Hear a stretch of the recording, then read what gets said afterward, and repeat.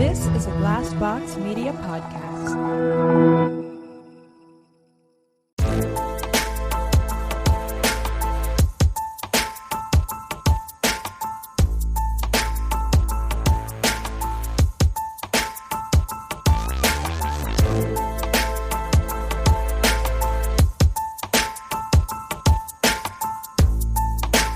First and foremost, you just went back home to visit the fam in Ohio. Midwest living. And Yes. you told your parents. Well, okay. So for listeners, I am 39. I will be 40 in like 6 months. And so, I have had a piece of copper up in my punan for a certain number of years that has protected me from pregnancy, and it's due to come out this year. Yeah. And I've thought long and hard about it over the past year, and I really do not want to put anything back in. Yeah. For those that have had IUD insertions, you can understand. For just from pain alone, I'd rather not go through it again. Look, the shit that women have to go through in order to avoid pregnancy, it is so frustrating. And I saw there was a thing where they were talking about a couple years ago to have like birth control for men, and it was literally like a topical gel that they apply. You're like, calm and I'm like, down. are you fucking kidding me? Meanwhile, they're making us tampon gloves. Yeah. Okay. We have had copper stuck up there. Yeah. We have been on hormones Yep. since we Shots. were 13 Yeah. that cause blood clots and Yep. whatever All kinds else. of stuff. Oh, yeah. Yeah. And then they're like, oh, for men, we'll just give you this gel that you can put on your skin. I'm like, are you fucking kidding me right now? Listen, there was a commercial the other day to tell you how much of a feminist my husband is. There was a commercial the other day for a brand new birth control method, and It's that gel that you shoot up. something. I don't Yeah. know. I wasn't really paying attention until Chris was like, are you fucking serious? He's like, another fucking way for a female to protect themselves getting pregnant. He's like, another thing. He's like, why is this always the woman's responsibility? That's right. Honestly, I will say when I started seeing all the different birth control things for men, I was just like, how many of the guys that I've Do I dated in the trust? past that I would trust to be able to use it correctly, properly, at all? You know what, So- though? That's a problem, though. That is a problem. Yeah, you Because- should be with somebody that you would That's right. trust to That's protect right. you If it was Chris, I would trust his ass to do it and do it properly, because that would be Well, our I plan. think you it's know? a larger societal problem. That's exactly right. Where like women, it's just this expectation. I've even heard Men it. should be embarrassed that Well, people feel this way. And agree. I've even heard it from women who, like, back whenever I was younger, before my friends started having kids, I heard it from like a friend of mine, and she was saying how like she felt differently about boys and girls as far as like going out and having sex. Yeah. Because she's just like, well, the woman is the one who's going to have the baby. And I'm like, until we as a society start making it everybody's responsibility and Right. start Right. saying that, like, okay, but like, So is he. so is he. Yeah. Yeah. You know what I Yes. mean? Just even to the point we've had this conversation before, where it's like a guy in a business world, you never get asked about how your kids are, who watches your kids, all right. that stuff. And the thing of it is, it's just the same thing as like, oh, dad can watch the kids or babysit. You're his not kids. babysitting. These are your children. This is your responsibility Yes. as well. They are a parent. What the fuck? Well, that's exactly the reason why, like, the idea of pregnancy and kids has never been on my radar before. Part of it was just like not feeling established enough, still having questions about myself and my own life and, Or a true and all partner. that. And that was the other thing, is that I didn't want to go through it on my own. So, and in a lot of ways I would have been. And if you're not in a stable relationship, having a child No. The worst and everything decision. that entails, it would put so much strain on your relationship, and also like just what pregnancy and postpartum does to women or the people who go through that.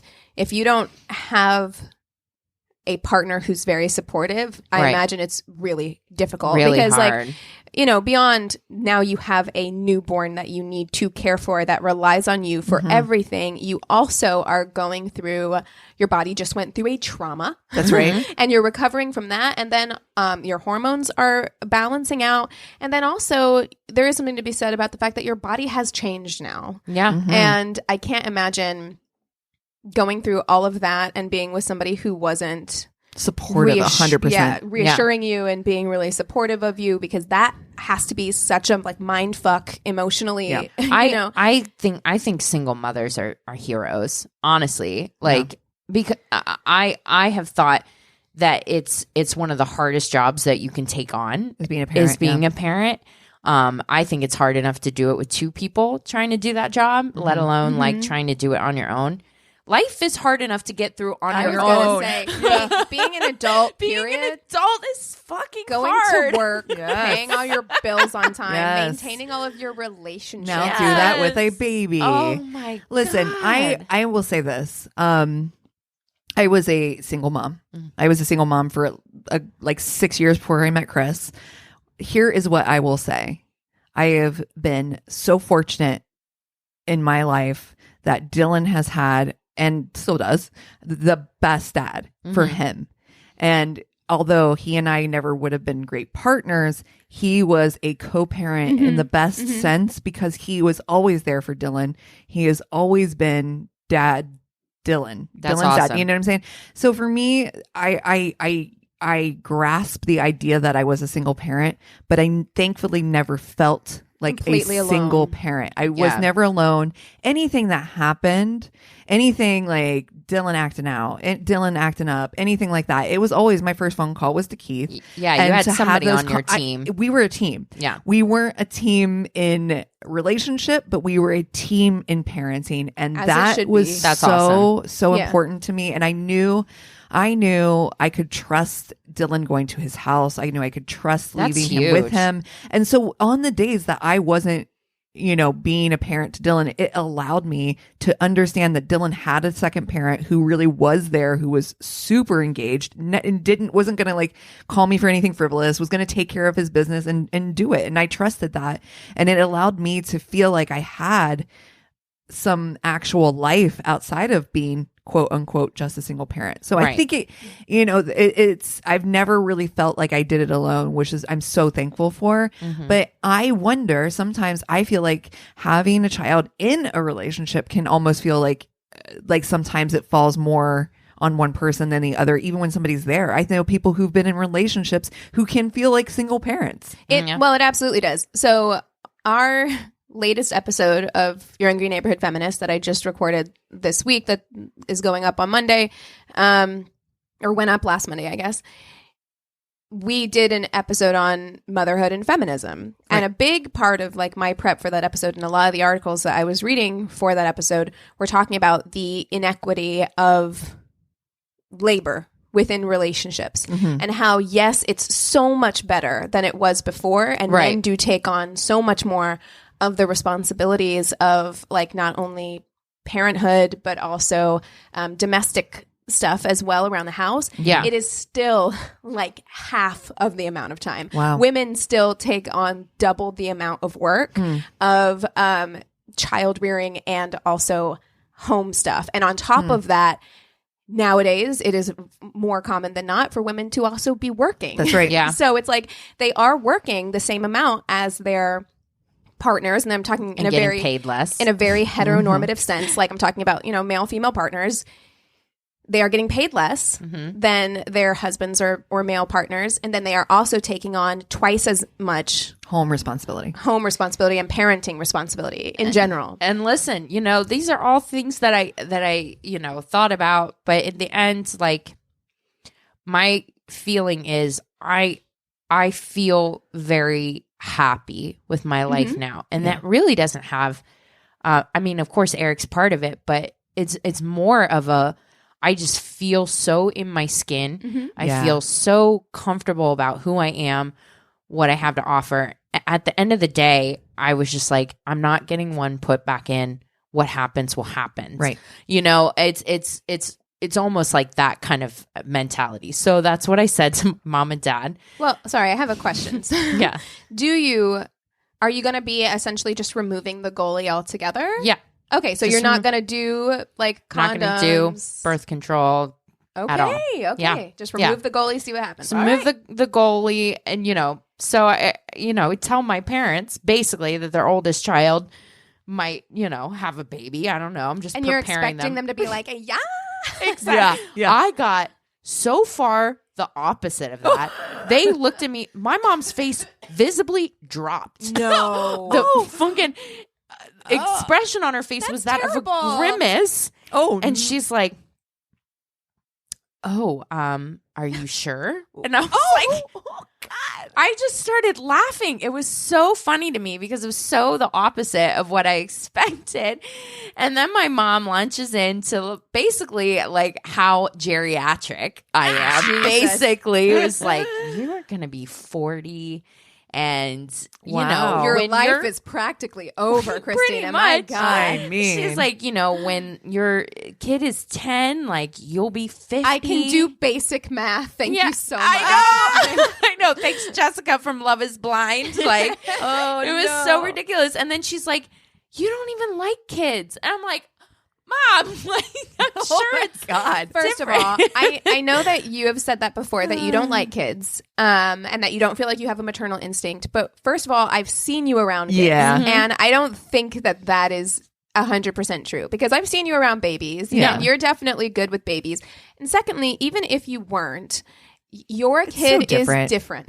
It is. Like, your kid is different Yeah. than random people's children. right. Okay? So, like, there is nothing to say that it's going to be the same, Yeah, I mean, she turned around. She actually felt bad. Like, before I left, she's like, I just want you to be happy. Like, well, blah, blah, blah. I'm just, worried because you're getting older. And I'm like, oh, okay. thanks. Thank you. Driving We're this not- outlet. this is I'm it. like, 40 is not dead. And we've talked about it too. It's just Yeah. like, I've lived a rather like young and somewhat health conscious life. That's I right. am in good shape and I'm healthy. And a lot of the information that's out there calling 35 a geriatric pregnancy Yeah. is based on studies done in France in the 1600s. Okay, right. I'm not even joking. No, I believe That's you. like the last time that they did any kind of real like studies about pregnancy. So our increased life expectancy, That's right. also with how healthy we are, makes having a baby at 40 not an unattainable goal. Nothing. Right. Right. So, I mean, I was telling you, like, my friend Madigan, her parents had her almost 30 years ago when they were in their 40s. yeah. Yeah. It's not like this is brand new either. People have been having kids older, quote unquote, Yeah. for Right. like a long time. And 70 isn't what it used to be. My God. I mean, No. like my mom could out hike me. If I'm completely honest, my mom Madigan's could outwalk me. Madigan's mom is almost 70, and she still goes on hikes with Yeah. her. Yeah. Like, she's very active. She still rocks bikinis. So Good shout out to Liz. girl. You know what I mean? Damn, Like, girl. I'm like, it's different. It's all relative. It's different Right. for everybody. Sure. There are people my age who are super unhealthy. That's right. And there are people who are 30 years older than me who are very fit, and doing the thing. So I'm like, if your Exactly. body is physically capable of That's right. carrying a baby, then in my opinion, you're fine. You should get your life, do what you want. Yeah. That's right. Yeah. And So- everybody's timeline is going to be different, Like, I think that it's so easy for people to have like this scripted out idea of what life should look like. Right. You get Oh, yeah. married when you're 24, 23, you're going to have kids by 25, by 30, you know what I'm saying? Yeah. Like all You these have the like house. like Doesn't these work out goal that way. sets. It's like that who put together for you, Yeah. right? And it everybody- might work for you. That's right. And if it is, like my sister, that was hers. She went, she got it. It works for her. That's great. That was not my journey. That would not have worked for me. That's I right. was not in that mindset. I think however you get to wherever you're going, Yes. if you're like true to yourself, 10 years ago, I definitely wouldn't have thought that was even on the table for me Well, at all. people want to have this comfort in feeling like they're able to plan out or predict what's going to happen in the future. And I think that there's a lot of fear that people have around having children when they get quote unquote older because they're afraid that they won't be around for their kid, right? Like for their kid as their kid gets older. I hear that a lot. I know. I'm living forever. No, right. Well, of course. And regardless of that, my dad died at 30. Okay, there you go. And I was 2 years old. So regardless of when you have a child, that's right.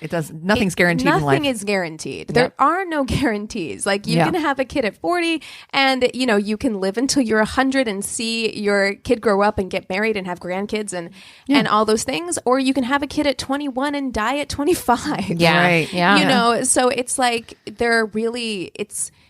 you cannot base your decisions, basing your decisions on things that you have no real knowledge of. All you can do is your best, try and live a good, healthy life so that you can be around for your children. But there are also people who do everything, quote unquote, right and still get sick and pass away. That's so right. there's no guarantees. There aren't. And I'm just trying to like plan less in life anyways. Mm-hmm. Like I was that person that was just very much like goal oriented. Like first I'm going to do this, then I'm going to do this. And now I'm just like, listen, I'll remove the goalpost and see what happens. You know what I mean? Like I'm trying to just be like, just live in this moment and enjoy where I'm at and enjoy where I'm going without trying to force something into a peg. There's going to be ups and downs regardless, and you're not ever going to know what those are going to be. And I know that that's a conversation that you and I, Christina, have had many times of like struggling with that, of uncertainty, picking a path, but the truth is, whichever path you go down, you're not going to know the result of if you had gone down the other path. Right. So just move forward in what works for you now, and your life will adapt around that. That's right. Amen. That's right. No right or wrong. And I think the thing, big picture too, is that, as far as like timeline and having kids, the most important thing is that I think you may be 40, who cares? But the big picture is that you said exactly the thing, which is that you're happy with your life as it is right now. You're happy in your skin. You're in a great personal space to bring a child into this world. And I think that that's something that a lot of people forget because they have a timeline put in place. My timeline's more important than my preparedness in my own personal health and well-being and this bringing a child into that. I'm ready for the sacrifices that are necessary. I'm ready for the challenge and the struggles that it would bring in a way that I've never have been before. I've done a lot of the work to have the tools in my toolbox where I feel like if I was responsible for bringing up another person, I could keep it alive, number one. Number two, actually like help it thrive. So that's awesome. I also feel like you're in a good enough place that if it didn't happen for you, you'd also be okay. Exactly. Right. Where it's just like you're happy regardless, you know, and I think that is really important. Yeah. We'll see your happiness happens. doesn't just depend upon one thing or another thing, and that's good. Yeah. This was actually a really like appropriate like Mother's Day. Oh yeah. Yes, 100%. Like topic episode, and I didn't mean to make it a Mother's Day thing, but I definitely was like throwing that at my mom all weekend. Also, was like, by the way, this trip counts as your Mother's Day present, so 100. don't freaking expect anything next day. Meanwhile, you're like, I'm too old to be getting you gifts anymore, and I. We're recording on Saturday, and I've been trying to get my mom's Mother's Day card in the mail since Tuesday, and I haven't done it. But you know what? My mom kind of gets a kick out of that because it truly shows how much I am my mother's daughter. And like, this has kind of been a recurring theme where my mom's like, I mailed your birthday card 2 days after your birthday. It'll come. It'll come when it comes. So I'm like, the thought that counts. That procrastination is hereditary. Well, this is My Worst Date podcast. I'm Christina. I'm Keegan. I'm Cassie. And I think for Fuck, Marry, Kill this week, in honor of mothers, okay, maybe we should dive into that. I know we've done TV moms. We have. We have. I know we did Claire Huxtable. I remember that. Yeah.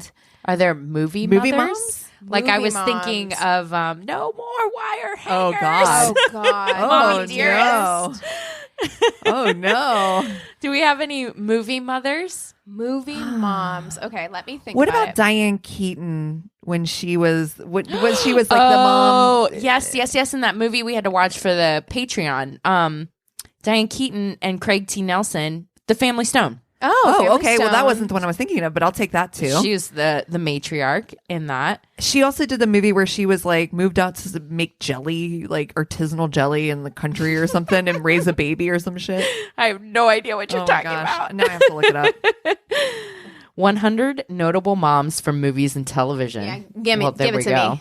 Jeez, this will have everybody. I thought so. Molly Weasley. Okay, I'm going with Molly Weasley from Harry Potter. Oh, actually, that's a good one. Yeah, I don't hate Diane Keaton from Family Stone. Yeah, she's the matriarch in that movie. And also, if people haven't watched it, She just wants the best for her family. Morticia Addams.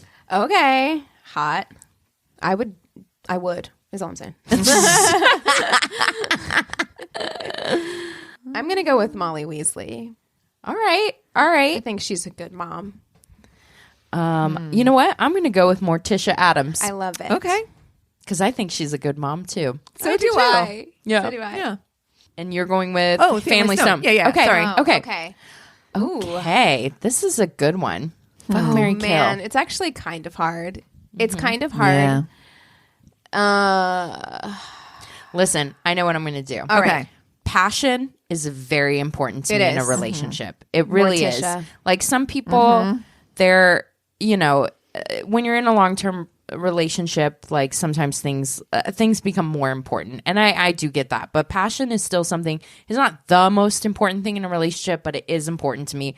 Morticia Addams has a great You know, relationship. their sex life is amazing. Oh, so good. Oh, yes. And also, I think she's a very accepting, loving, progressive, amazing mama who's like, yeah, those are my kids.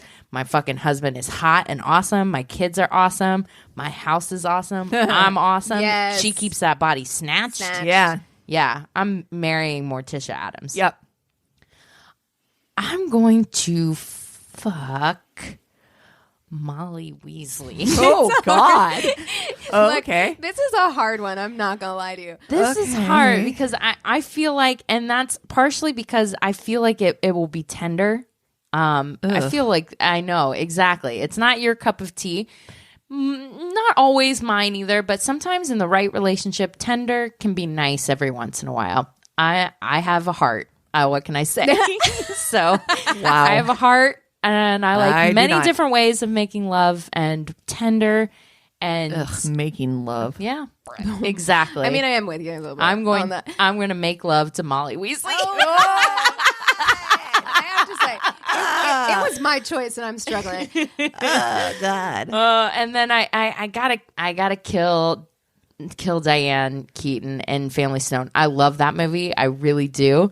But she is. I don't think that she handles the situation in the best way. I don't think the communication's there. Yeah. And I think she's unnecessarily mean at times and kind of passive aggressive. Yeah. That's not the kind of relationship I want in my life. So there you go. Okay.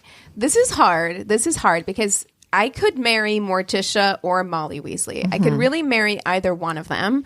I know for sure what I'm going to do. I know what you're going to do too. Yeah. I think I know what you're going to do too.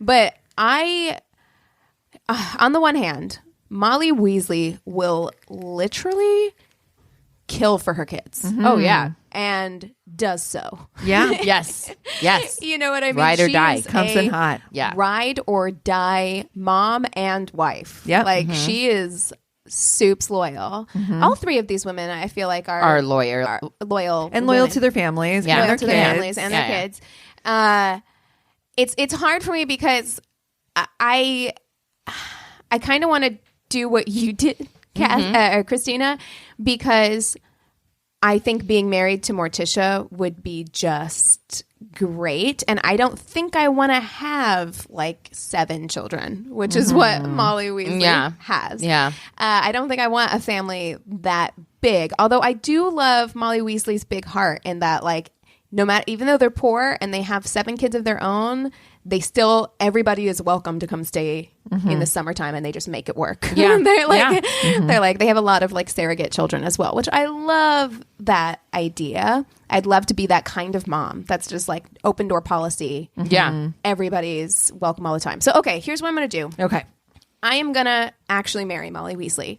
Even though I really don't see myself as someone who wants a family that's that large, there's something so like warm and comforting about just being like, What if everybody's instead welcome. if it was kids, it was cats? Even better. Yes, So open there door you cat go. policy. Yeah, exactly. Yeah. Where you're Open just door like Molly Yes. Weasley, when all those kids grow up and move out, Yeah, is those would definitely be like cats. bringing home kittens. Plus magic. Yeah. Which, you know. Yes. I also like the idea of being married to somebody who like, look, you have a wand that stirs all of your soup for you and knits all of your sweaters. I Yeah. appreciate it. So yeah, I'm gonna marry Molly. I'm gonna fuck Morticia, and I'm gonna have to have a talk with Molly that's gonna be an ongoing situation. Like Yes. we're doing a polyamorous thing where Oh, I have nice. my girlfriend. I have my girlfriend Morticia who I can go hang out with, and to be honest, it's gonna be a Morticia Gomez sandwich Yeah. Yeah. situation. Oh, yeah. And I also just want to see like the Weasley kids and the Addams kids play together. Oh, wow. An Addams I Weasley feel like play Wednesday date. Adams and Hermione should actually be besties. Oh, God, totally. Oh, fun. Okay, Yeah. so yeah, I'm gonna do that. And then same. I actually Diane Keaton, upon my last watch, when we watched it for our Tainted Love movie for Patreon, she grew on me a little bit because I Yeah. think as I've gotten older, I've had like more, I understand where her character is coming from a little bit more. And I relate a little bit. Yeah. But she, of the three, I think would be the hardest for me personally to Yeah. be married to. And part of it is because of that passive aggression and stuff We're that also she displays. seeing like, again, we're talking snapshot of Snapshot, a life, yeah. Right. Whereas you get Morticia Addams in a series of and Harry Potter too. and Harry Yeah. Potter too, Oh, right? Yeah, So that's true. you know. That is true. But I agree, Keegan. I'm doing the exact same thing. I am going to marry. Really? Oh, I'm yeah. surprised. Okay. No, I'm I'm definitely actually going to marry. surprised. I thought for sure that a part of you would marry Diane Keaton. No. I don't like the snapshot of the life that I saw, which is, I mean, and it's very sweet and the story is great, but, and I still love that movie, but I am going to marry Weasley because magic, number Yeah, one, magic's magic. B, the kids Magic are, to do chores is Exactly. a game changer. Especially if you have that many kids. It's the only way you get by. that house is unique and I don't know why, but it is like quirky and I love it. Them kids are about to move out of that house. That's Yeah. true. They're all in they're high all school. adults. Yeah. I mean, they're all like moving on out. Yeah. And that's fine. I also feel like our parties would be so much fun. Oh, yeah. We would hang with like some of the coolest people. We Right. would have such it would be we'd have blast. We'd Yeah. have a blast together, right? And she can teleport me places, True. portkey me places and whatnot. yeah. So that's that. And then I am definitely going to fuck Morticia. That's yeah. like, that is a no fucking brainer. Yeah. Like she is Hot. goddamn hot. Yeah. Hot. Yeah. And just cool. Yeah. Yeah. Just a cool. Yeah. I human. wanted to be. my personality is so not that kind No. of like cool, like calmly cool personality, No. but I wanted it to be. Oh, Whenever- I still do. I still was do. like- I'm like, she is goals for me. For I'm sure. I'm more anxious nerd than yeah, like definitely my personality is closer to Mrs. Weasley than it Yes. is to Morticia Addams. yeah. yeah. know.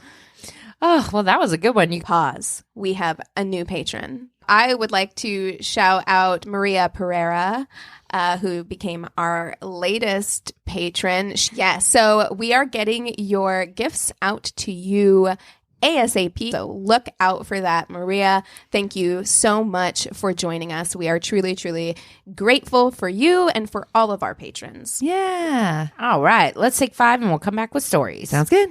My brother-in-law died suddenly, and now my sister and her kids have to sell their home. That's why I told my husband we could not put off getting life insurance any longer. An agent offered us a 10-year, $500,000 policy for nearly $50 a month. Then we called SelectQuote. SelectQuote found us identical coverage for only $19 a month, a savings of $369 a year.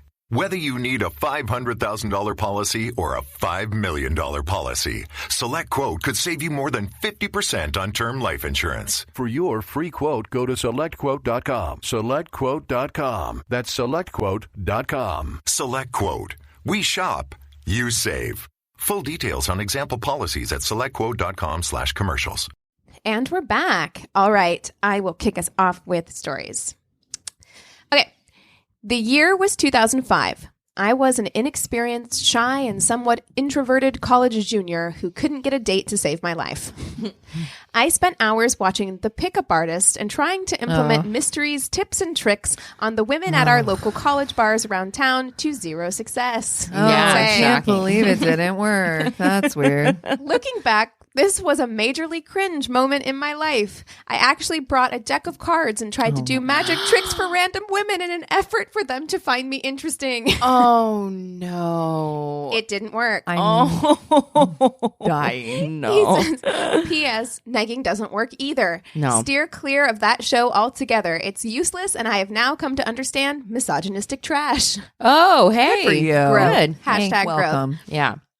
Anyway, having utterly failed at meeting women in person, I started spending more and more time online. I met a girl through a friend of a AOL friend who introduced us in a chat room. We got along well and were soon MySpace buddies. Oh, top 8. Hey. Yeah, you could tell a lot about a person by what they did to their MySpace profile page. It's very true. Top 12 expansion. Hey. Yes, and this resonated so hard. Hers, let's call her Ash, was totally custom. You could tell the girl learned how to code so that she could trick out her page exactly how she wanted it. We all did. Same. Yes, everyone. We all did. And then now I wish I'd retained that information Yes. because mine automatically played Regina Spektor's Fidelity upon going to it. I customized all of the colors, which were lime green and pink because it was 2006. Yeah. Oh, yeah. But did you have glitter? I Did didn't it sparkle? I didn't have glitter, but I'm sure that I had that like custom like banner where you could write shit. Like, oh god, Yeah, I had some sort of custom wallpaper and stuff. My MySpace, I think about it now, went through several cringy Oh yes, revamps. Yeah, because that's the Regina Spektor phase was when I was going through my like Zooey Deschanel quirky, not Yes. like the other girls manic pixie dream girl phase. Yes, Where yeah. like I had Yeah. a playlist on mine where it was like Regina Spektor and like Belle and Sebastian and like Camera Obscura, and I was like, I'm not like the other girls, in case you didn't notice. But prior to that, it was straight up like My Chemical Romance. It was black with like lime green writing. You know what I mean? The writing It was was like lime going green. into a hot topic. Oh Yeah. 100. Yeah. 100.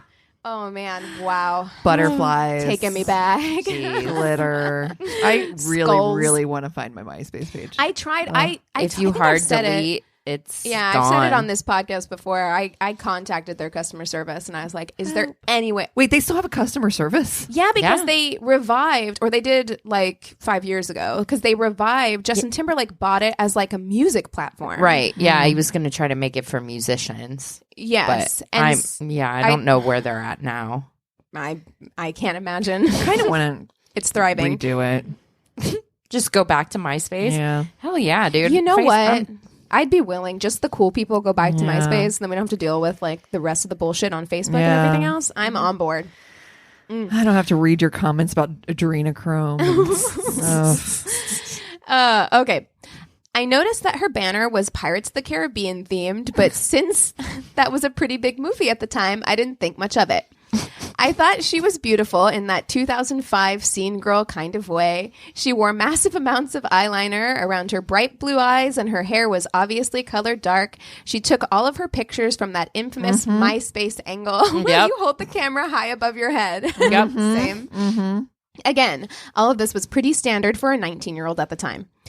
We started talking a lot on AOL and wrote each other long letters on MySpace Messenger. Oh, do you remember when you used to write like actual letters? Like it was like dear Yes. so-and-so. And it Yes. was like a full letter like you would send in the mail. Yeah. Yeah. Yeah.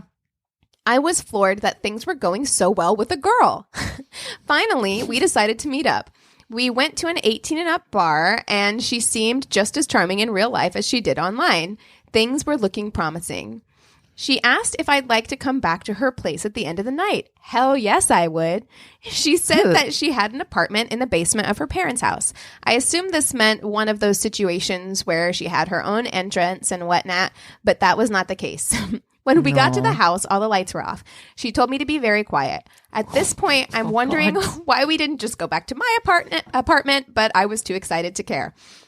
She slowly unlocked the door, careful not to jingle the keys, and we tiptoed inside in darkness. Only the light of her flip phone led the way. Oh my God. We go down the stairs where she unlocks another door that led to the basement. Finally, we had made it. She flips on the light to her basement room, and I almost yelped out loud. I think my hand actually flew up to to my mouth. Her apartment, which was really more like a dorm, was wallpapered. I mean, wall to wall covered in cut out pictures of Captain Jack Sparrow. Oh my God. I was not expecting that. It's everywhere. That's what he says. He says he was everywhere. You said wallpaper. I'm thinking like flowered. Like No. wallpaper. Like I'm picturing like she went through and cut out Yes. pictures Like, and like decoupaged. Oh my God. it's like varying sizes. Like there's small ones and then the big ones. Poster size. Oh God. On her bed were Pirates of the Caribbean plush toys. The shelves had Pirates of the Caribbean statuettes. I felt dizzy. Oh. She told me to make myself at home as if this was a totally normal bedroom. Everywhere I looked, Johnny Depp's eyeliner-coated eyes were looking down on me. Oh no. I can't work under this pressure. No. Johnny's watching. I told myself to chill. This was fine. What mattered was that I was in the bedroom with a real life girl and the possibility of sex was on the table. Oh gosh. Oh. She pulled out this story just takes me back so hard.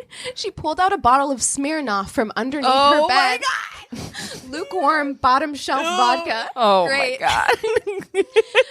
But I needed something, anything to distract me. So we each took a shot. Before long, we were making out, and I fully decided to let go of the weirdness of the pirate's bedroom. Things escalated, and soon we were both naked. We're getting ready to do the deed when she stops me. No. She tells me to hold on. She wants to try something. No. Okay, fine, but you better hurry. She rushes over to her closet, and I shit you not, she pulls out a Jack Sparrow costume. No. Can I call you Captain? And asks me to put it on complete with wig. This better be a creepypasta. I know, right? I can't. I was dumbfounded, but at this point, I have a boner and haven't gone this far with a girl in, well, ever. No, he So did not do it. I reluctantly agree. He lost his virginity as Captain Jack Sparrow. I put it on as quickly as I can and we start having sex. Honestly, I would have worn anything in that moment. I'm getting close to climaxing and I can tell she's really enjoying herself. I start to come, and as I do, she yells out, "Oh, Jack." Obviously, my name is not Jack. Afterwards, I tell her I had a great time, which was mostly true, even if it was weird as fuck, and tell her I have an early class the next day and need to head out. I tiptoe back out of the house and head home. We continued to talk on MySpace after that, but I'll admit it was weird, and it was a weird enough experience that I didn't really want to repeat it. I had lost my virginity dressed as Captain Jack Sparrow. Wow. Oh my God. Oh my God.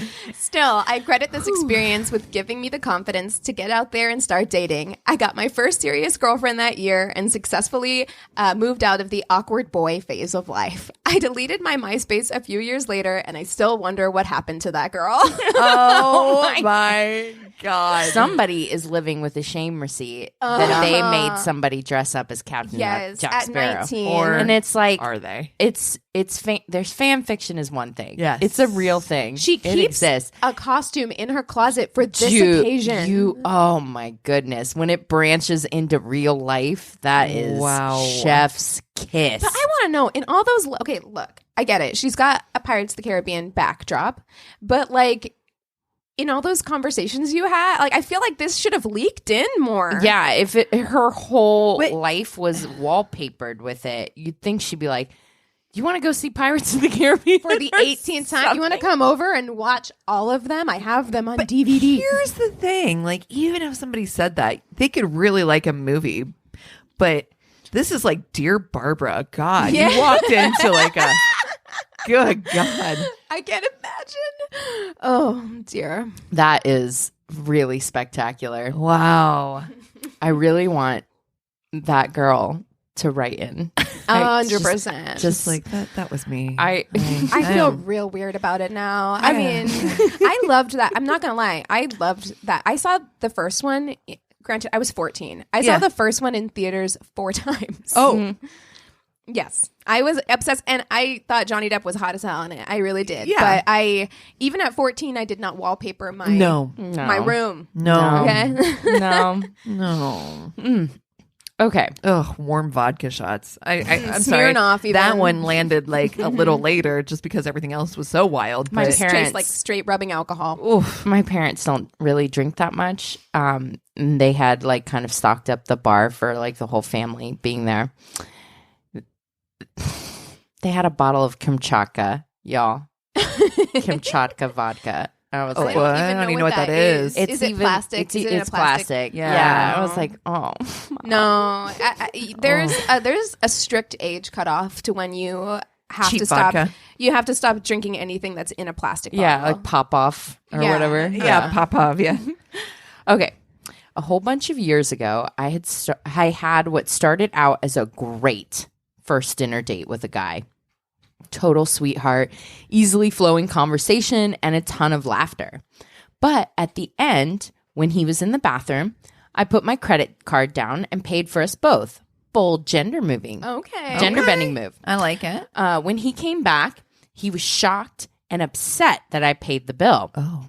He insisted on taking me to a fancy steak restaurant immediately. Did we not just eat? Sir. Like, full.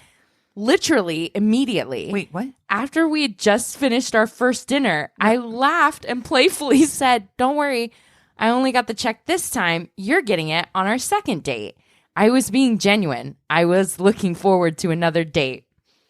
We get into a cab, and I tried to give the driver directions to drop me off at home, but my date interrupted and told the cab driver the name of the steak restaurant. Sir. Here's the thing. Like, if you genuinely feel like, oh, I really wanted to pay for something, let's go get dessert. Let's go like get drinks after dinner drinks. Like, There's a million ways for this to go. Yeah, And this is not the way. You can take me to a really fancy cocktail bar and buy me some overpriced cocktails if that's really how you feel. Like, Exactly. I enthusiastically protested, but he wouldn't take no for an answer. Red flag. And I was too young and naive at the time to stand up for myself as I would now. So there I was, completely full from the first dinner, pushing a steak very around my hobbity. plate for an hour, trying to humor the situation. That's so Did you weird. say hobbity? yeah. It's like, what, second dinner? 11 seats. 11 seats, yeah. At the end, when the check came, he immediately handed his card to the server, then smirked at me and said, "Now let's go back to my place." I'm too full Okay. to fuck you now. You've ruined it. I've got meat sweats now. I'm not doing it. I've eaten 2 dinners, sir. I've never felt less sexy, you know? Yeah.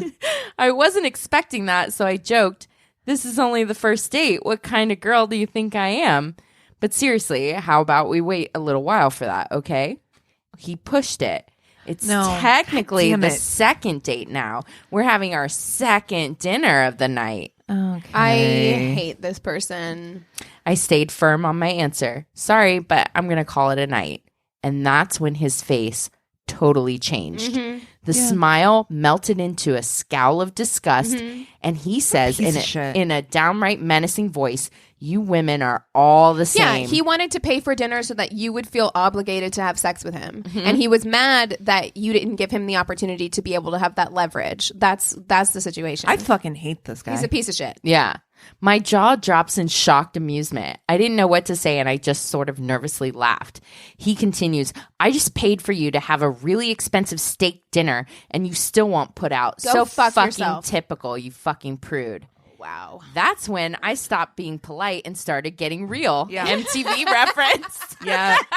Real world. Real world by laughing in his face. He continues to berate me, and the server walks by and overhears it. He starts laughing at him too and points at him and says, "She's laughing at you because you're a pathetic prick." Oh, God bless. God bless. Sir, are you single? Exactly. What are you doing after your shift? Yeah. I walk out of the restaurant and the dude follows me. I tell him to stay back. I try to hail a cab. He actually starts yelling at me, going on and on about I don't know what because I stopped listening. Just then a group of bros walk out of the bar next door and witness what's going on. So they yell at him, "Leave her alone, you fucking psycho." Yeah. So Dude, so many like good men in this story, like bystanders. This is what you do. Okay? This is what. Exactly. So my lovey date turns to them and starts shouting obscenities at them instead, and they all burst out laughing. This guy was giving everyone in his path a serious case of the giggles. While he was distracted by them, I hopped into a cab and figured I'd seen the last of him. Years later, I started to see his picture online. A bunch of people who work in his industry came forward about his misogyny and sexual assault. Fuck. Elfine. Wow. Imagine being listen, I'm always hungry. But literally taking you to a second dinner right and after you ate. It's a red flag that he wouldn't listen to her because again, I feel like if he had really if it was genuinely just a thing that I really enjoyed our company and I really wanted to treat you to dinner or I wanted to treat you to something, then why don't you present other options? It's she's clearly not hungry anymore. If it was a genuine offer, you would say something like, okay, well, do you want to maybe go get dessert on me or get after dinner drinks on me? Or if you're really too tired, then next time. And also, it's on me. she offered. She was like, "Oh, okay, I got this one," and she was having fun on the date. He literally could just play blew it it. cool. It was he all ruined about his- him wanting to get laid that night. Well, I mean, God. and he would have had a better chance to get laid that night if he hadn't done what he did. But it was about power and control more than it was about anything else. Absolutely. And honestly, this is why prostitution should be legal. If that's all you're looking for, then just go do Also, that. I don't want to subject a sex worker to that, to be honest. I mean, because a man like that is probably not treating anybody very well. this is probably true. Yeah. That's accurate. Good point. All right.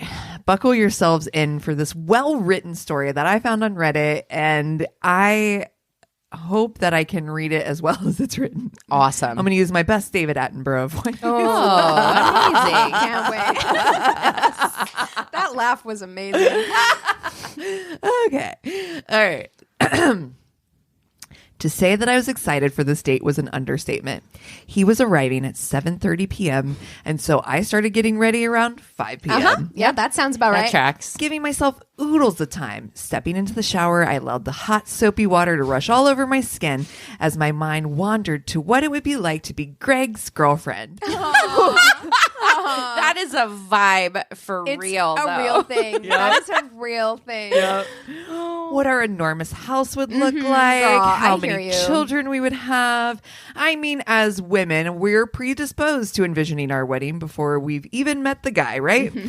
I would be flouting the conventions of my own sex if I hadn't already sketched out the wedding cake in my head and how Auntie Pat would lead the conga line at our wedding. Oh my God. I mean, okay, listen, I'm going to be real. These thoughts Yep. are a vibe. This It's is a thing. something that people do. Just for God's sakes, don't bring it up.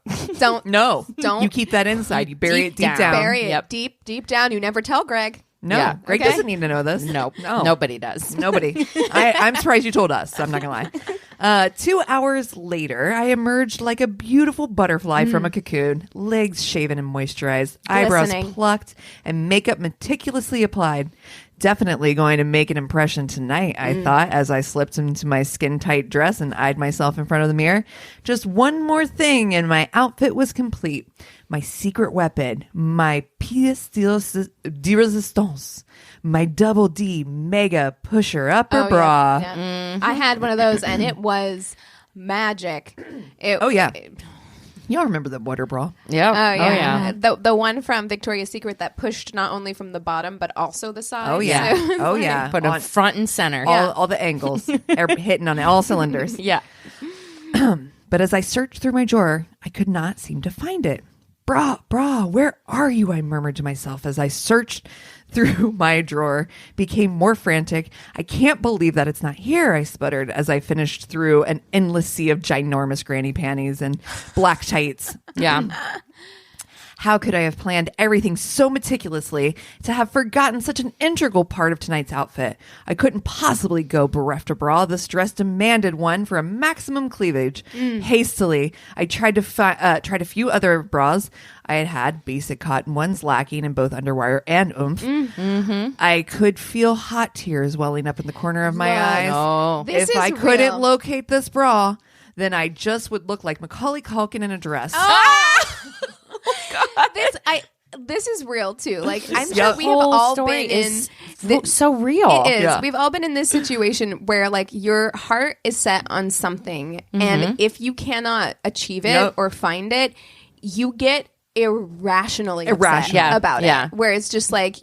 I've definitely cried over things that don't seem like you should be crying about. Oh Yeah. no, because you've built it up. Yeah, you've so built much. this image, and it has Yeah. to be exactly. You're not going to get that ginormous house with Greg Yeah. without having that push-up bra tonight. No. it ain't gonna happen. Greg's not interested. Oh, one of you posted a picture of us when we went to prom. You remember that? Yeah, Yeah. I did. And this happened to me when I was trying to put my prom outfit together because we went to like a dance party on New Year's Eve that was a prom party. And we went shopping together to find our prom outfits. And I was like, I have the perfect tiara to wear. It's at home. And it completed my prom look. And then I got home and I was looking for it and I could not find it. And I found out that Anthony had like gotten rid of it. Oh, And I was so upset. I was like so upset about it. Like it's like I'm like in my head. You're This like, completed how my dare vision. you? Like how dare you? I had to go to Claire's and buy a new tiara Oh my god. for my adult prom party. But I was like legit mad Yeah. about it. you Yeah. know? Oh my god. Okay. right. I'm going to have to fashion a bra out of something, I said determinedly as my eyes scanned the room. No. Goodness knows what I was looking for, Madonna cones. Then I had a brainwave and scuttled off to the bathroom. I emerged 5 minutes later with cleavage that even Jordan would be jealous Oh, of. no. I'm not sure who Jordan is, but Me neither. apparently they'd be okay. jealous. Are they English? 'Cause I think that there is. Yeah. There's Oh. like a famous.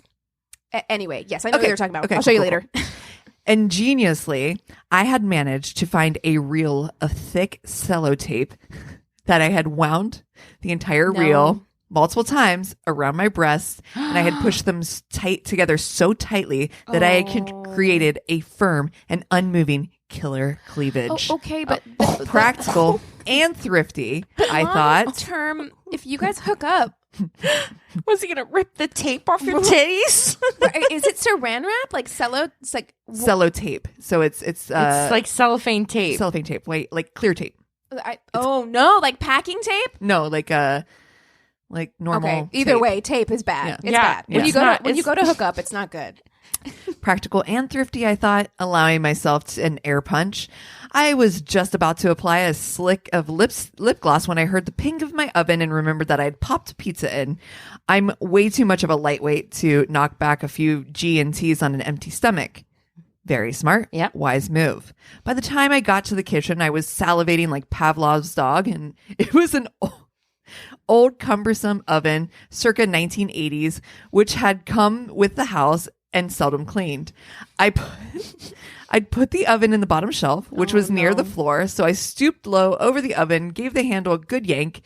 With that, an enormous plume of thick, acrid smoke bounded out like a cloud. The smoke was hot and pungent, and I could feel it envelop my whole head, making my eyes sting. The smell was an offense to mankind, a cross between a damp armpit and oven grease. Yes. Oh, and she already did Hurriedly, her makeup. I Yeah. ran to the toilet in a futile attempt to spray my hair furiously with perfume. However, it was too late. The smell had fastened itself to my curls. I checked my watch, 5 minutes to go. There was no way I could wash and restyle my hair in time. Instead, I threw on my coat, went outside to meet my date. In what one may describe as a fortuitous circumstances, given the fact that I was wearing sellotape as a bra and my head smelled like an oven, my date turned out to look nothing like the pictures he had carefully selected for Hinge. Imagine you thought that you were going on a date with George Clooney circa ER days, but what you actually got was a man whose face reminded you that you need to get your dog wormed. Oh my God. Jesus, that is cruel. Dang. Vicious. Coming in hot. Maybe he'll have a dazzling personality, I reasoned, but I couldn't have been more wrong. Greg had all the personality of a teabag. Oh. But being a veteran dater, I knew I couldn't slip away this early, and so I allowed Greg to drone tediously on about his drab job as a head of marketing for a low-budget stationery company as I pounded Chardonnay after Chardonnay. The more he boasted about how much he earned, the car that he drove, and that he was the company's most valuable asset, the more intoxicated I became. And was this my imagination? The tighter my chest felt, as if it was being compressed. Well. Oh. Yeah, so I've doubled my sales in the last 2 months, and well, as you can imagine, my paychecks have been pretty impressive, boasted Greg. Oh, congrats, glug, whine, wheeze of chest, shooting pain, Oh, no. I suppose. Yeah, Greg swiftly cuts me off. It's pretty astonishing how quickly I've discovered my niche, really. Although I think you will find there's not much I don't excel at when I try. Okay. Okay. Cool story, bro. Yeah. Oh, and what else you excel at? Glug of wine, wheeze of chest, shooting pain. Greg fires me a sultry wink and flicks his tongue around inside his mouth. No. I heave a little inside. I'm sure one day you'll find out, he purrs. But yes, money isn't the only perk of this job, he concludes before knocking back his fourth G&T. It's pretty much cheap stationery for life. Oh, well. What? Well, then. Well, great. Nothing makes the panties fly off faster. Yeah. Well, who Cheap doesn't love a stationery. highlighter, I offer? Massive clug of wine, massive wheeze of chest, shooting pain, and another clug of wine to ease the pain. As the night wore on, I tried to use the noise of the club to drown out Greg's mundane work chat, but the shooting pain in my chest was not abating. I feel like you need to go to the hospital. Are you okay? Excusing myself, I scuttled off to the loos, and once ensconced inside the cubicle, I took off my top to inspect the damage. My cleavage was still intact, but the sellotape around my breast had become thin and tight like barbed wire, making them red and raw. Honey. I glanced at Rip that shit off. It's not Greg isn't worth it. Yeah. I glanced at my watch. I'd only been there just over an hour, so leaving was not a good date etiquette. Maybe I can drink through the pain, I reasoned, and headed for the bar for another G&T. Take it off. You don't need to have a bra on. It's fine. The bar was teeming with people, all pushing and shoving to get served. I nudged my way forward and moved to an opening adjacent to the bar. I had just ordered my drink when I felt a slight tug in my hair and turned around to see a big man grab a chunk of my hair, hold it to his nose, and take a whiff. Urgh, he declared loudly. Her hair smells of anal. Oh no. You guys, That's rude on a million levels. I had to say that when we had a campfire one of the nights when I went to Ohio, and I was just like, I've washed my hair twice since then. I still catch a whiff of it. Isn't that wild? But I love campfire. I do too, but not on my hair for days. Campfire is different than like oven grease. acrid oven smell, you know?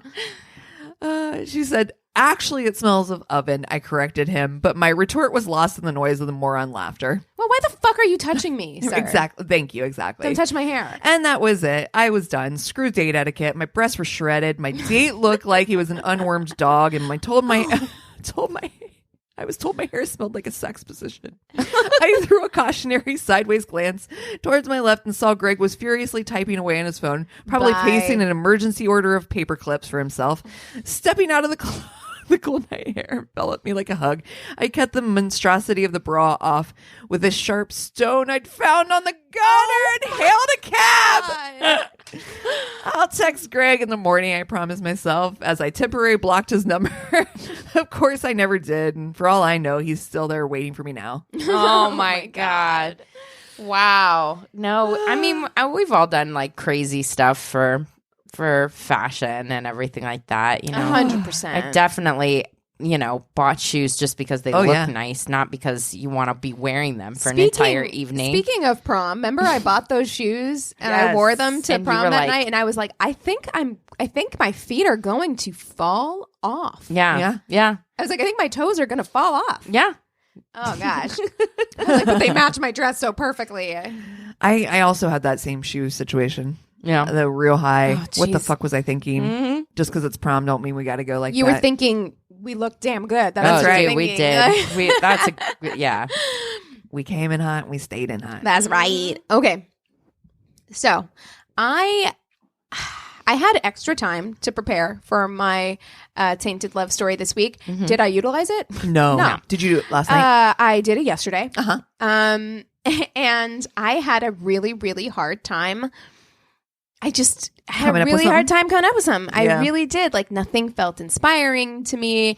But then I stumbled across, of course, a YouTube channel. A YouTube. And it's this woman named Kendall Ray on YouTube. She just does true crime stories. That's all she does. And it came up in my suggestions, and I was like, let's give this a watch. Yeah. And so most of the information I got is from her covering of this, and then I also read some Murderpedias about this one. So I am going to talk about the murder of Cody Johnson.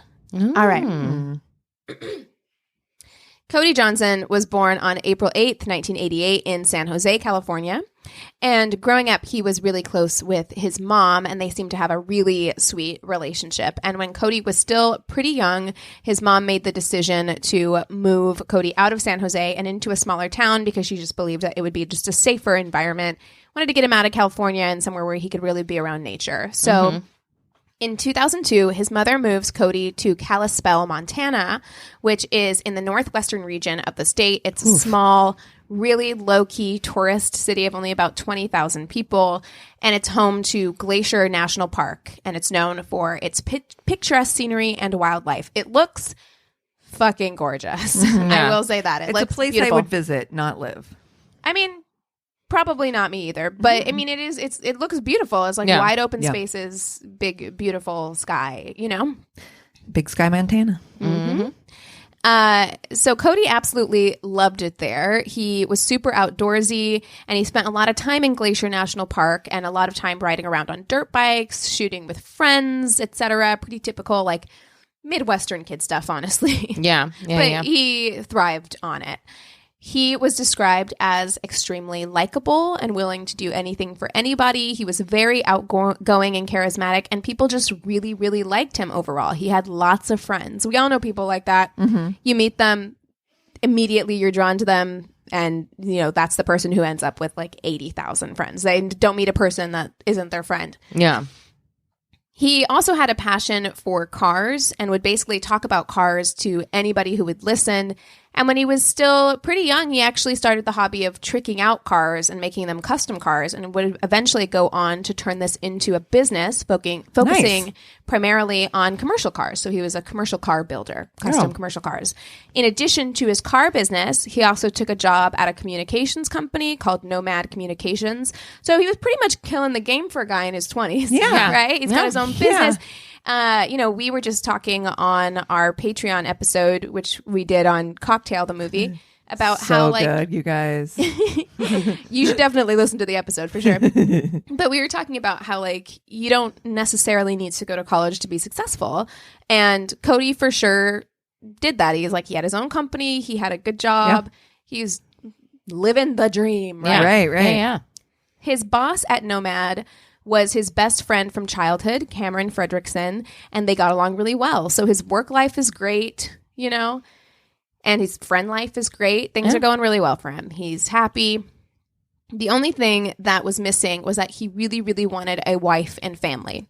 So he told his friends that he was looking for a nice church girl to share his life with.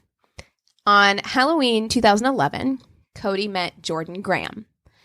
Jordan was born in August of 1991, and unlike Cody, Jordan was described as shy, reserved, and quiet. And Cody was determined to, he was drawn to her immediately and was determined to like pull her out of her shell. You know, seemed kind of like his personality anyway. You know? Yeah. And once he did, he fell in love with her like hard and fast, pretty much immediately. She was everything that he was looking for. Not only did she enjoy spending time outdoors, especially in Glacier National Park, but she was also very, very religious. She was actually far, far more religious than he was. She came from a strict Christian family and spent a lot of her free time at church. All of her friends were church friends. It was her identity, essentially. Yeah. She spent a lot of her time working in the church nursery around children, and when she left high school, she went on to work as a nanny for some of the families within the church, and it was her dream to get married and be a stay-at-home mom. So by all accounts, when Jordan and Cody first met, he was way more into her than she was into him. She took a little bit of coaxing, and he wanted to show her how serious he was about her, so he started going to church with her. And eventually, because he's just a likable person, her friend group became his friend group. You know, like they all started kind of like hanging out together. They're like, hi, Jordan. Yeah. Where's Cody? Where's Cody at? Where's Cody? Yeah. Is Cody coming? He's coming, right? Yeah, he's going to be here, We right? saved him a spot. Yeah, we did. Did you call him? Make sure. Let's make sure. Just want to triple check. We really like him. And they just kind of fell into becoming a couple. You know how that can happen. So Cody was head over heels for Jordan, telling his mom only after a couple of dates that he planned to marry her. And for Jordan, celibacy was very, very important. She did not want to have sex before getting married, and Cody agreed with this. He was like, okay, whatever you want, you know? Though people did note that Jordan seemed happy during this time, pretty much everybody remarked that she was less into the relationship than Cody was, and when they were in public together, they weren't affectionate at all. They didn't even hold hands. And it's hard because having grown up in the church, in this kind of church environment, there were definitely people who took purity culture to that extreme, where like they did not kiss or hold hands basically until they were married. So I don't know if that's what this was or if it was something else. But My school did the opposite of that. Yeah, same. After dating for a year, they decided to get engaged. And this actually, despite the fact that Jordan seemed happy and they'd been together for a year, it still surprised some of Jordan's friends who felt like she wasn't serious enough about Cody to get engaged. But you never actually know what's going on inside of a person's relationship. And a lot of people just chalked that up to her shy nature. They were like, well, she's just reserved, so we don't know what it's like when they're alone together, you know?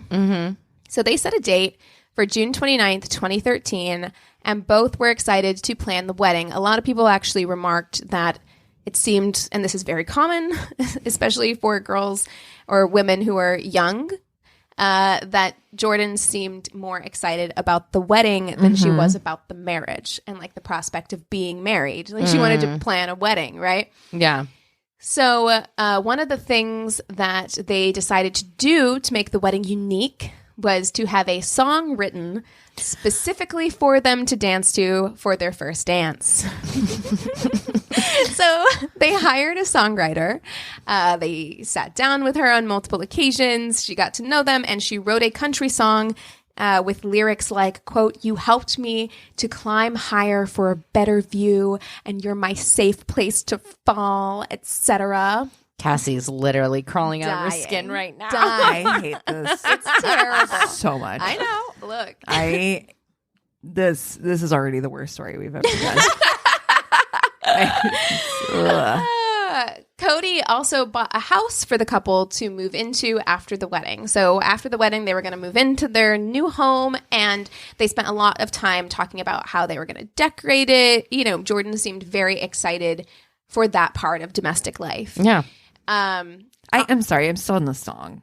Yes. I have a Oh, yeah. song written. Uh-huh. Yeah. Yeah, Cassie, what's the problem? I literally need to step out and go puke real quick. I'll be right back. BRB. BRB. On the day of the wedding, Jordan was described as being nervous. Part of it had to do with her not feeling completely ready to consummate the marriage, but some of the attendees just thought that she seemed really awkward and uncomfortable during the entire wedding. I saw the video of their first dance. And So you heard the song. I did. Yes, I did. And I feel like Kendall Ray, the woman who, her video is amazing. You guys should all go watch it because it's far better. She does a better job than I'm going to be able to do. However, she kind of tries to convince me that the awkwardness faded away as they danced their first dance to their custom country song. But if that's the least awkward she was, it still looked pretty damn awkward to me. They looked like middle schoolers at a church dance. But it was like, you know that zombie pose, It was right? the zombie sway. Yeah, the zombie sway, except for it was reversed. Like usually, usually the man has his hands around the woman's waist. Yeah. And the woman has her hands on the man's shoulders. He had his hands on her shoulders. Oh. It was weird. It was just, it looked awkward. Anyway, Yeah. It was uncomfy. Yeah. At the end of the day, Cody and Jordan were officially newlyweds. Cody was 25, Jordan was 21, and Cody made no secret about how happy he was. He was so ecstatic to be married to Jordan that he said that he felt high and that his wedding day was the happiest day of his life. And of course, he was eager to consummate the marriage. Yeah. The couple spent one night in a hotel and then settled into their new house where they spent the week off from work decorating their new home. On the final day before Cody was supposed to return to work, he was supposed to go golfing with some friends, but canceled instead to go to church with Jordan and then head out for some nature time on the lake. So I don't like that. Don't do it. Don't do the nature time on the lake. Go. After going to the lake, they went back to church again at 5:30 to meet up with some friends before going to Dairy Queen for dinner, and then which Dairy Queen sounds fucking delicious. I'm not gonna lie. For dinner? Well, they serve food. Yeah, they serve like burgers chili dogs and shit. Yeah, and like, I mean, I want to go there for a peanut butter parfait, but they do have pretty good chicken tenders. Chicken tendies. And then they headed home from Dairy Queen around 8 p.m. The next day, Cody's BFF/boss is excited to welcome him back to work and congratulate him on his marriage, but he doesn't show up. And Cody is usually the first person in the office after Cameron around 6 a.m. or so. So as the hours start to tick by, he's not there. He starts to grow concerned. He calls him. He doesn't pick up. So he's like, this is a small town. I'll just go over to your house. Yep. So he drives over to the house. He knocks on the door. No one answers. And at this point, he's concerned enough that he decides to find a way into the house. I feel like this is some small town shit. Listen, totally, because he's like, there's been a gas leak. Don't you ignore me. Yeah, exactly. They're dying in there. I need to get in. I gotta get in there. I gotta get in there. So he does get into the house and he starts snooping around. He just said that he had a really bad feeling. Like this was so unlike his friend. Because to me, I'm like, look, you can have a bad feeling, but I'm also like, it's been like 4 hours. Right. Like how worried could you be? But he gets more worried when he goes into the garage and finds Cody's phone in the garage. And that really concerns him because Cody usually, like the rest of us millennials, carries his phone around with him everywhere he goes. And so he's like, that's weird. So he starts calling around to Cody's friends and family, and no one has seen him since 8 p.m. the night before when he went to Dairy Queen. So the day is wearing on. No one's seen Cody or Jordan at this point. And so Cameron is starting to get really, really worried. And he goes to the police station to make a report. This is proactive BFF vibes. I know. Yes. They're like, I just have a bad feeling. Yeah, you're like, you know what? Better safe than sorry. Mm-hmm. So this all took place on July 8th, 2013. The couple had only been married a little over a week at this point. Wow. Unlike a lot of the cases we talk about, the police took this seriously right away, even sounds though about white. Yeah, right? That's what I thought too. I was like, okay. Even though Cody had only been missing for a relatively short period of time, the officer who took Cody's statement was curious as to why his boss was reporting him missing. Where was his wife? Yeah. Well, later that afternoon, a friend of Jordan's gets a text from her asking if she had seen Cody. And she tells this friend that Cody had left the house the night before with a group of friends she didn't recognize. Okay. And she says that Cody texted her to say he was going out with friends from out of town and would be back later. But, like, I thought his phone was in the garage. Yeah, I'm like, Right. right. Phone in the garage. Okay, cool. So Cody's friends and family hear about this, and it seems suspicious. One, he just got married. He was married for a week. Two, what friends from out of town? Like, it's a small town. They all know each other. 3, and most importantly, his phone was in the garage. Also that. So they go over to Cody and Jordan's house and they start brainstorming about like where he could be, where they should look. And while there, they notice that Jordan is just acting real weird. She seems annoyed that people are there. She doesn't want to participate in trying to find Cody. And it's just weird. Like at one point while everyone was there, she gets so frustrated that she stands up and throws her wedding ring across the room. Real chill behavior. Yeah. Ma'am, I have a question about that red flag you just threw across the room. Can you come in here and shut the door, please? Exactly. Yeah. When Jordan is questioned later, she's taken into the police department and questioned. She changes up her story just slightly. So all the stuff up until DQ dinner remains the same, but she says that when they got home, Cody took a phone call that made him so upset that she wanted to leave him to cool off. So she left the house to go get her phone charger, which she had left at work. And when she was coming home, that's when she got a text from him saying that he was going out with friends. And when she pulls in, there's a green sedan with a Washington license plate pulling out, and Cody is in the back seat.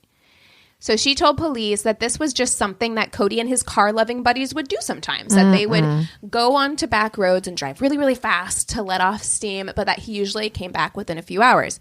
And so they were like, well, if he usually comes back within a few hours, why didn't you alert somebody to the fact that he has not been back yet? And if they're racing cars on dirt roads, that would be my first concern is, oh shit, I haven't seen you in a few hours. Is there a car accident I need to be aware of? Exactly. Yeah. Like something. But she said that she was sure he would come back, and she was afraid that he would be angry with her if he came back and found out she'd filed a missing persons report. So that's why she didn't. When they called in Cody's mom, she was very distraught and worried, which seems normal. And when she came in for the interview, she had actually already called Verizon and gotten phone records from Verizon and just handed them over to the police. Wonderful. Ma'am. There we go. Mom is on top of it, okay? She's seen cold case files. That's right. She's seen FBI files. She's like, do you have some luminol? I'll go spray. Luminol. Yeah, I can do it myself. DIY. Yeah. So the first thing the cops did, of course, was look for that phone call that had sent Cody into such a tizzy that he needed to go for a joyride to clear his head, right? They were like, let's find that phone call. So they did find a call from a Washington state number, but when they called it, it turned out that it was Cody's friend named Jose, and he told them that he had called Cody about borrowing a tool of his that he was going to return, but that they didn't argue.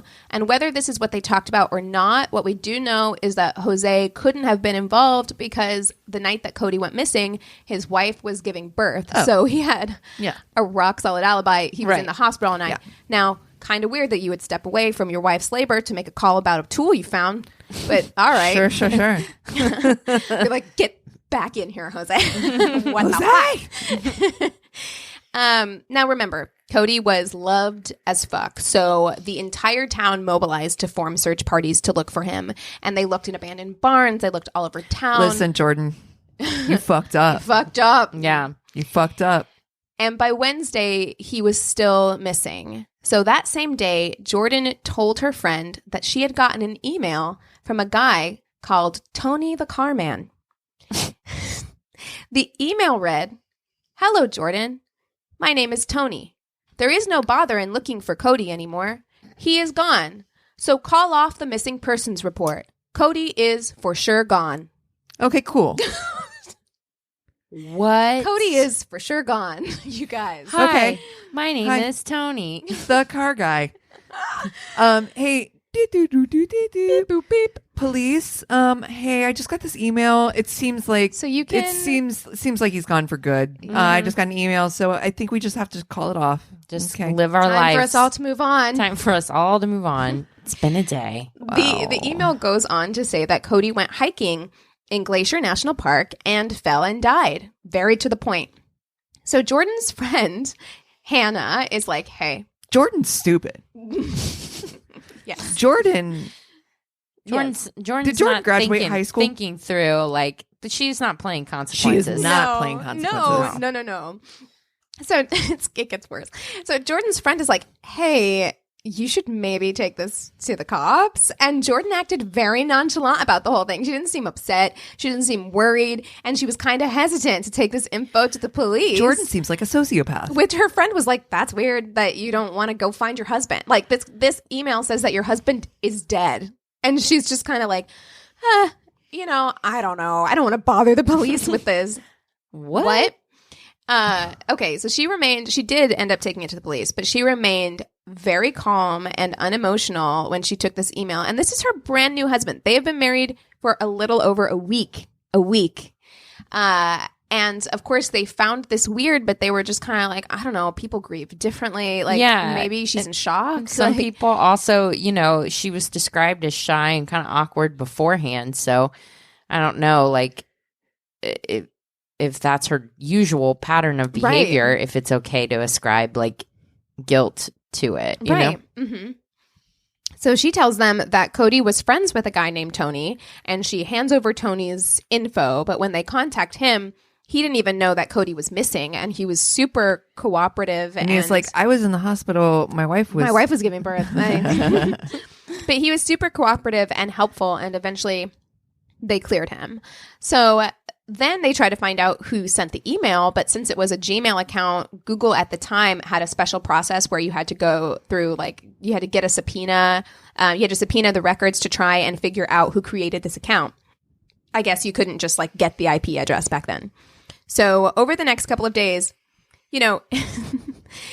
whoever sent this email, because we don't know. I have no clue. I'm completely lost. Clearly, we're trying to get the investigation, put the kibosh on the investigation, but of course it had the opposite effect. Right. You think? Where like the family is now like, okay, there's a clear place for us to look. Like, let's go to Glacier National Park. So his friends and family over the next couple of days are like, let's go and scour the park. However, the park is huge. It is over 1,500 square miles of wilderness. Yeah.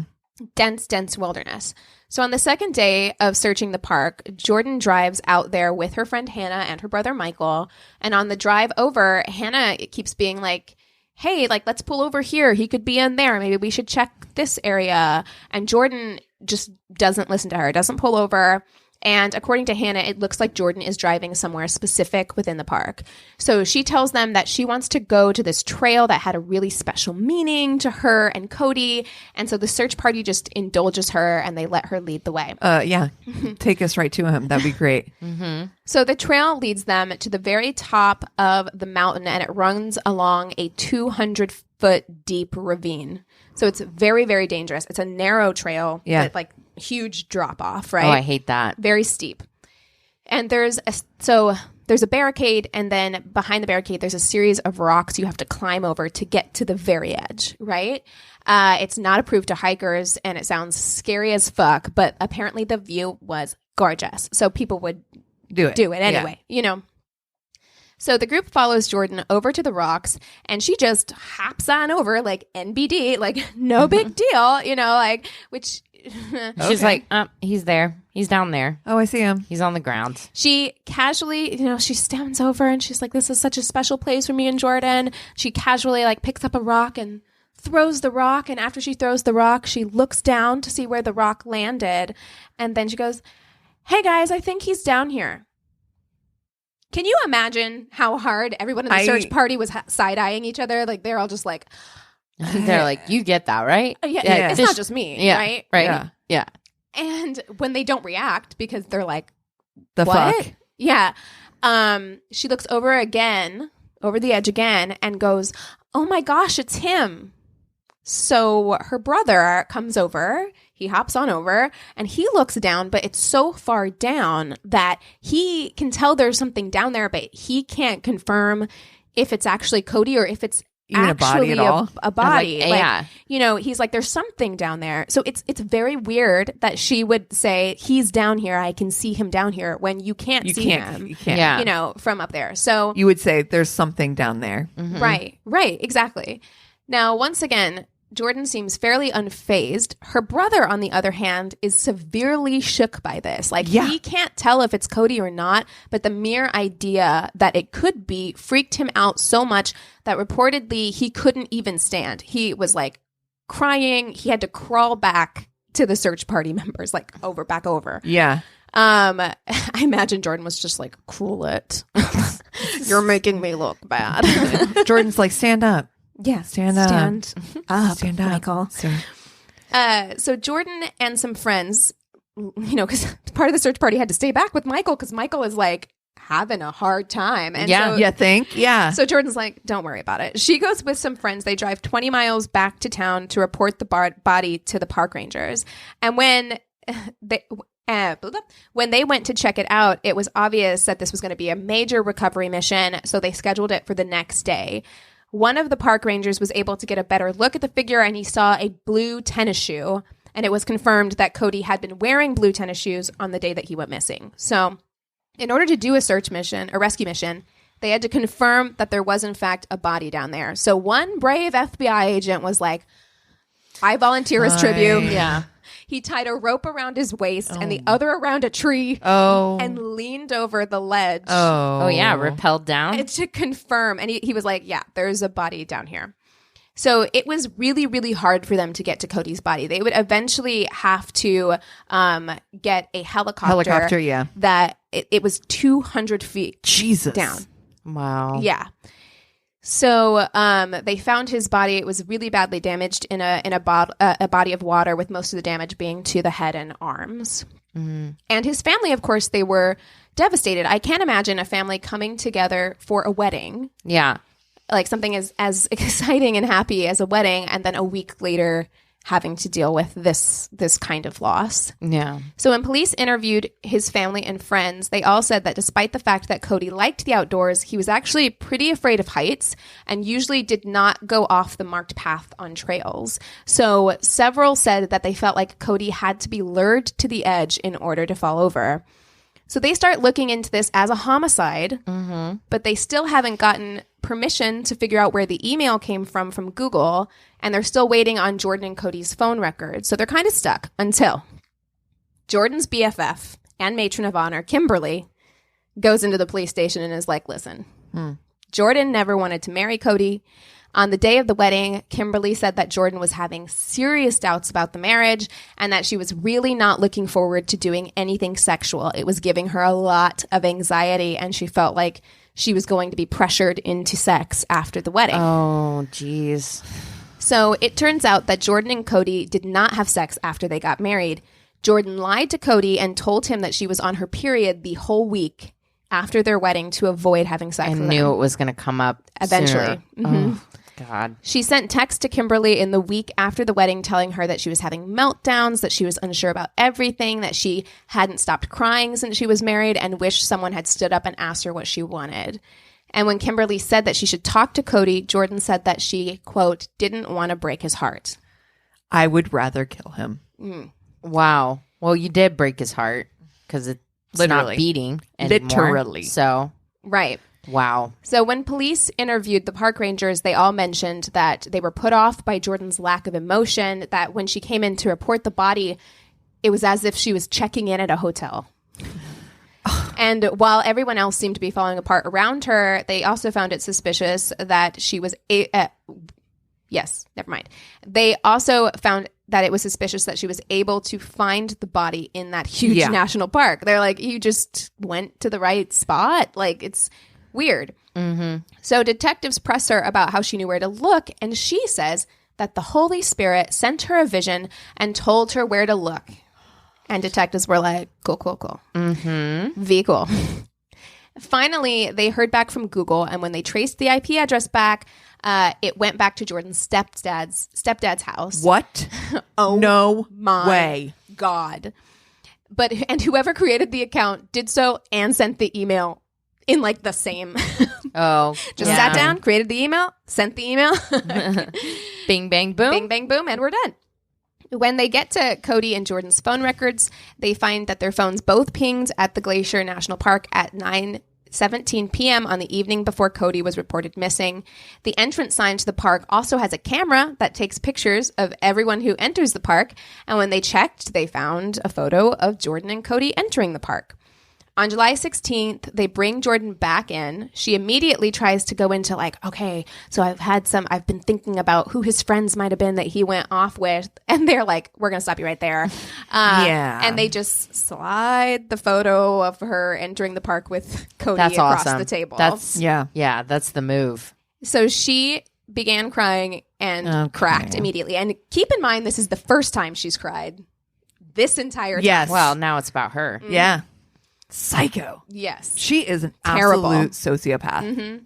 So she says that after they got home from Dairy Queen, she decided to tell Cody that after 8 days of marriage, she was unhappy in the marriage. And she says that he got angry and was incredibly upset, and it resulted in a lot of yelling. Then she says at some point during the argument, they decided to take a break from fighting and go to Glacier National Park together. Keep in mind, it is an hour from their house. Wow. Weird. And it's also nighttime. When do national parks close? I don't know, but it's very weird that you would be in a fight with someone and then be like, you know what? Let's put a pin in this for now. Let's go to the national park. You know? Yeah. So she says they got there. They went on this long-ass hike, climbed over those rocks at nighttime, even though Cody was afraid of heights. Yeah, in the dark. And when they went to the edge, the fight kicked off again. And she says it got physical, and he grabbed her arm and her jacket. And she says in this fucking interview, she says, I just thought, I'm not going to let this happen to me again. I'm going to defend myself. And so she pulled away and then pushed him. One arm on his shoulder, one arm on his back. Pushed him, and he fell over the edge, and she just took off and went home. And she tried telling police that it was an accident and she had no idea he was going to fall, but you were on the edge of a 200-foot drop. But, yeah. Okay. So despite her confession, Jordan was released while police gathered more evidence. On July 22nd, they had Cody's funeral, and Jordan's bold ass actually went and was reportedly on her phone the entire service. And his friends were interviewed afterwards, and they were all like, we all thought she was guilty before, but the fact that she was on her phone the entire time just scrolling through social media or whatever we knew, like, that there's no way. Why even go? This bitch. Why even go? It's sociopathic, like, because she doesn't absolutely. she can't even recognize that, like, how this looks to other people. Yeah, like, no empathy not whatsoever, or awareness at all. So pretty much everyone had suspicions about her at this point, but despite the confession, she was not rearrested until 2 months later in September. She was charged with second-degree murder and making false statements to authorities. The judge in the case failed to prove that she was a risk to the community and released her on bail several days after her arrest. In October, she was indicted on first and second-degree murder charges, and a jury added the charge of first-degree premeditated murder. Yep, Her defense tried to say that it was self-defense, but that didn't explain why she lied to the police as much as she did afterwards. The prosecution presented witnesses who testified that Jordan didn't want to marry Cody and that she liked the idea of marriage but didn't really want to marry him, and that so fucked up. But that she thought divorce wasn't an option and getting rid of Cody was the only way out. I mean, you could have also just not gone through with the marriage. Exactly. Right. But they had a song written. Yeah. So they had in too deep. It also came out in court that Cody's body was found without his wedding ring and that he had canceled his plans with his golf buddies that day because Jordan said that she had a surprise for him, and he alluded to his friends that he believed it to be of a sexual nature. So he had not had sex with his wife. Yeah. And now it's their belief that she kind of was like, let's go to the national park. Like, I want to do something with you or whatever, you know? Yeah. And so they went. So mad right now. Right. I am so fucking mad right now. Mm-hmm. And they found What a vindictive bitch. It's terrible. They found a piece of cloth at the scene, and they believe that Cody may have blindfolded him, like as part of like a sexual kind of thing. Yeah. So the evidence against her was overwhelming. Jordan decided to take a plea deal. She pled to the lesser sentence of second-degree murder, admitting that she did push her husband off the cliff, but said she did so because she was scared of him. Okay. And it was an accident. She was sentenced to 30 years without the possibility of parole, which his family and friends were not happy with, No, because it doesn't does feel like mean enough. she's going to be released from prison in her early 50s, essentially. And she did try to appeal it as many times as she could, but her final appeal was denied in 2016. So she will be serving out the entirety of her sentence. But yeah, that's the horrible story. That's a bless. good one. That is I hadn't wild. heard that. Me neither. I hadn't heard of That's- it either. Terrible. I mean, there probably was a little bit of truth to it that she was afraid of him. It sounds like she had like a massive fear of sex. Yeah. Right. But I mean, and she had trauma written, in some way. She had written text messages to her friend Kimberly that he had a temper, that Cody had a temper. Now, other people dispute that. But you don't know what goes on in a relationship. And Right. I imagine she probably was nervous to how do you tell your new husband? Oh, Why didn't you have this? jeez. She dug herself in really, really deep Yeah. at that point. But what kind of person thinks that this is the answer to it? And then Right. obviously her behavior afterwards was Very terrifying. suspect. And it's Yeah. scary. Yeah. Like the way she was, like, it's like, yeah, I don't know. Good one. Whew, jeez. Well, Well, what good have luck you to guys me next been- week. I know. What have you guys been watching this week? Oh man. So, we took last weekend off. So I watched a lot of stuff. Yeah. I took my time coming up with my Tainted Love story, but boy, did I catch up on shows. You know what I mean? So I have been watching Mayor of Easttown with Kate Winslet. It's good. I'm enjoying it. I feel like the people of Pennsylvania should be insulted because it makes life in this town, at least, look really upsetting. I'm like, is this what it's like? Everybody's so unhappy. Oh, Jesus. But I also watched Tell Me Your Secrets, which was a show on Amazon. And it's a mystery, kind of like a mystery show. It took me a minute to get into it, but once I was into it, I was like into it. And I think there's going to be a second season. And I'm very excited. And what was it called again? Tell Me Your Secrets.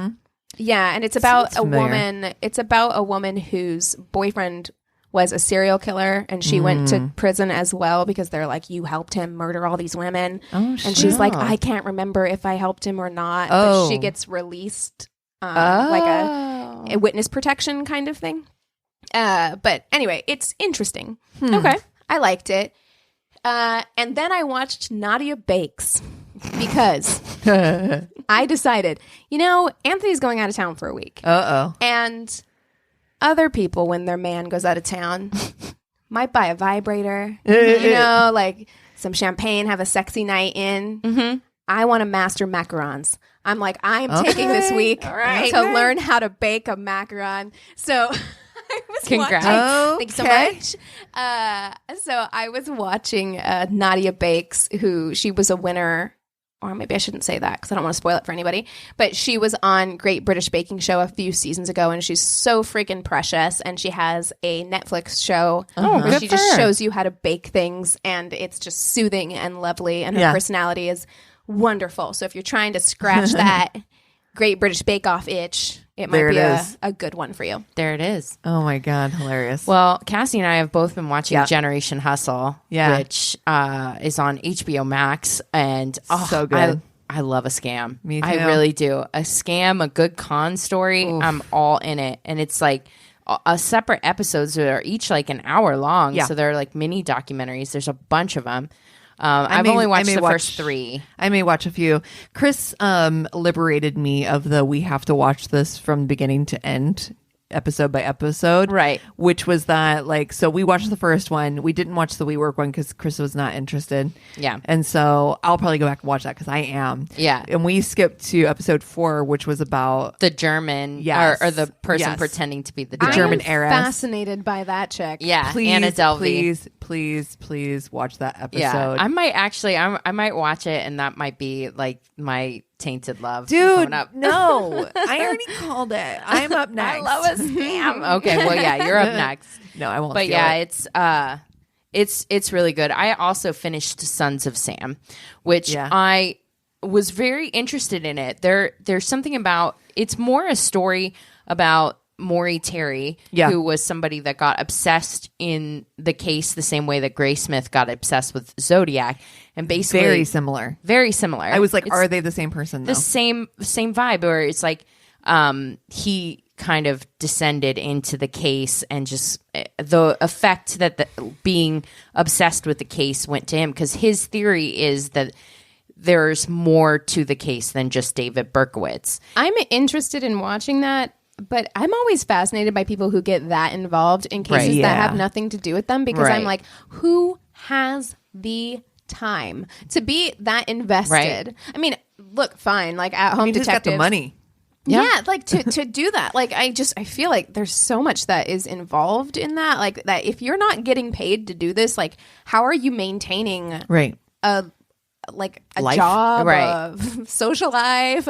There's enough in it that made me think there's some truth to some parts of it. But when it starts to get, for me, it's like any other conspiracy, when it starts to be like aliens, or you know what I mean, where like Yeah. It takes it's like a a vast hard network. left. Yeah. It's really, that's You're like, when I start to yeah. get really like, Doesn't seem about likely. it. No. So, but a good watch. I was happy that I watched it. I thought it was Is a that decent Netflix? documentary.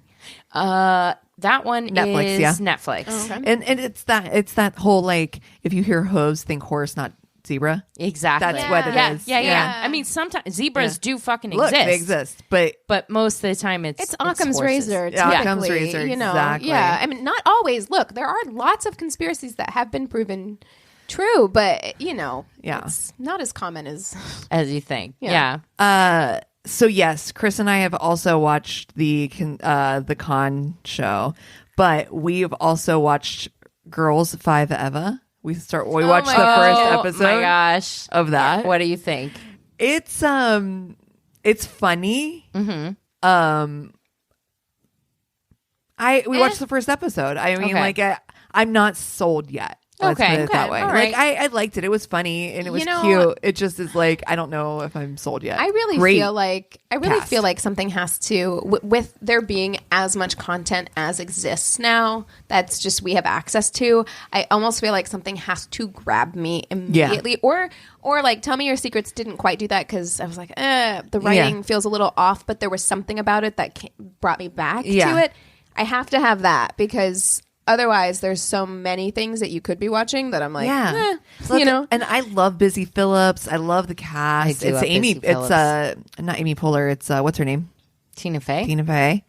So I'm like, it's got all the ingredients. The first episode it's a pilot, and it's very And it feels like a pilot-y. pilot. Yes. Okay. So I think I'm going to be willing to give it like an episode 2 to see how it fleshes out. But yeah, that's where I stand right now. We'll see. Nice. Yeah.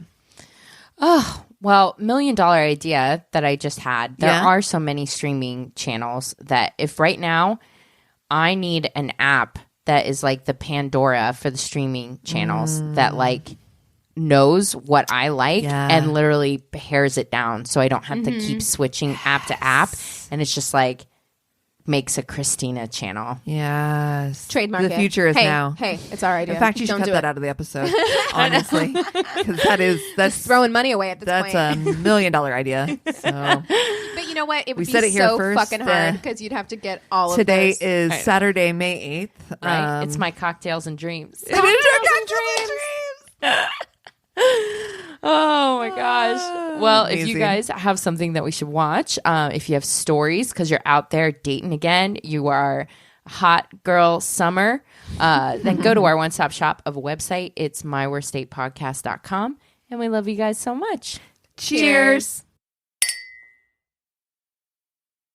What's up, everybody? Okay, do you guys know that even if we all ate the same and exercised the same, that we would all still look completely different? I'm Lacey Green. I'm a super trainer with Body. That's BODI.com. I'm telling you, this is something that you need in your life. The app isn't just about having a perfect body, because what is that anyway? It's about what we call health esteem. Feeling good about yourself right now, just as you are, as you work on the person you are becoming. Using Body's tools to find your version of happy and healthy. Body isn't just some software. It's people. It's trainers, nutrition, and mindset experts, and a community of other people just like you and me. And they even have my program for beginners only, which you have to try even if you've never worked out a day in your life. I'll get you off the couch and started on day one, finding the joy and dropping the judgment. And don't take my word for it. You can try it for free right now for 14 days at Body.com. That's Body with an I.com. Let's get up, get moving, and feel good. Whoop, whoop. This is a Glass Box Media Podcast.